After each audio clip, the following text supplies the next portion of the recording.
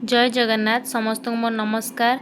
मु 3 तारिख दिन सोमवार लेसन प्लान आनी देखु। फास्ट पीरियड थिला गणित खेल पर्व पाई साजसजा। येलो कोड होची M202। लर्निंग आउटकम रे शिक्षार्थी माने 10टी दल दशक एवं खोला वस्तु एकक को मिसाई संख्या गठन करि परिबे। टीएलएम रे नेथिला फूल काठी। अतिथि पर्याय पिला माने दीपावली बा रजरे तुमे माने किपरि घर सजाओ से विषय कहिबे। बोध पर्याय शिक्षार्थी मानकु दशक और एककर धारणा देवी। अभ्यास पर्याय गोटे माल 10टी फूल अच्छी। रोहन पाखरे गोटे माल और 2टी खोला फूल अच्छी। मोट फूल संख्या केते कहिबे। प्रयोग बहिर सारणी पूरण करिवे पृष्ठा 50 प्रसार 5टी माल एवं 2टी खोला फूल हेले केतोटी फूल संख्या हेबो से माने कहिबे। तापर 3 क्लास गणित मेला 100 घर। येलो कोड होची M301। लर्निंग आउटकम रे शिक्षार्थी माने मेला रे तोरण गणना करि परिबे। टीएलएम रे नेतला बहिर मेलार चित्र पताका। अतिथि पर्याय तुमे माने केबे गाँ मेला देखिबा को जाइछो सेटार सब कोन देख से विषय कहिबे। बोध धाड़ी अनुसार गणना प्रणाली को बुझाइबी। अभ्यास चित्र रे थिबा त्रिभुजाकार तोरण को गणना करी कहिबे। प्रयोग पर्याय गोटे धाड़ी रे 50टी पताका अछि तेबे 2टी धाड़ी रे केते हेबो कहिबे। प्रसार मोट 5टी धाड़ी अछि प्रत्येक धाड़ी रे 50टा रहिले समुदाय पताका केते हेबो बोली उत्तर कहिबे। तापर थिला सेकेंड पीरियड गणित प्रकाश क्लास 8 रो संख्यार कहानी। येलो कोड होची M806। लर्निंग आउटकम रे शिक्षार्थी माने मिसरीय चित्रलिपि गुडी को मिसाई शिखिबे एवं वास्तव जोग प्रक्रिया को बुझिबे। टीएलएम रे नियाइतला मिसरीय संकेत थिबा चित्र।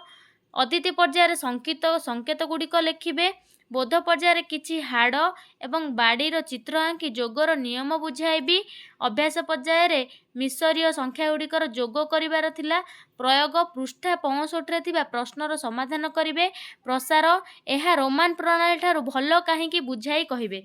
तापर थिला 6 क्लास रो जास्मिन बहिर द चेयर। येलो कोड होची EN607। लर्निंग आउटकम रे students will answer true false question from part 1। TLM रे नियाइतला टेक्स्ट बुक। अतिथि पर्याय what's Pappu proud of having so many friends true और फॉल्स पिला माने कहिबे बुझिकी। बोध discusses the questions and write answer on the board. अभ्यास रे student writes the answer in the notebook neatly. प्रयोग पर्याय students pair off act out the dialogue between Pappu and grandpa. प्रसार पर्याय predict the next part of the story. तापर थिला चतुर्थ period आम विचित्र विश्व प्रकृति सहित बढ़िबा। येलो कोड होची E405। लर्निंग आउटकम रे एक जंगल मध्य यात्रा माध्यम रे फसल अमल उत्सव एवं ग्रामीण परिवेश विषय जानिबे। टीएलएम रे नाइतला गाँ दृश्यर चित्र। अतिथि पर्याय तुमे माने छुट्टी रे मामू घर को जिबा को भल पाओ कि से माने कहिबे। बोध पर्याय फसल अमल उत्सवर गुरुत्व एवं ग्रामीण परिवेश रे एहार पालन विषय बुझाइबी। अभ्यास गाँर सौंदर्य ओ उत्सवर परिवेश को कल्पना करिवे। प्रयोग पर्याय आम ओडिशा रे फसल अमल परे केउ पर्व पालन करा जाए कहिबे।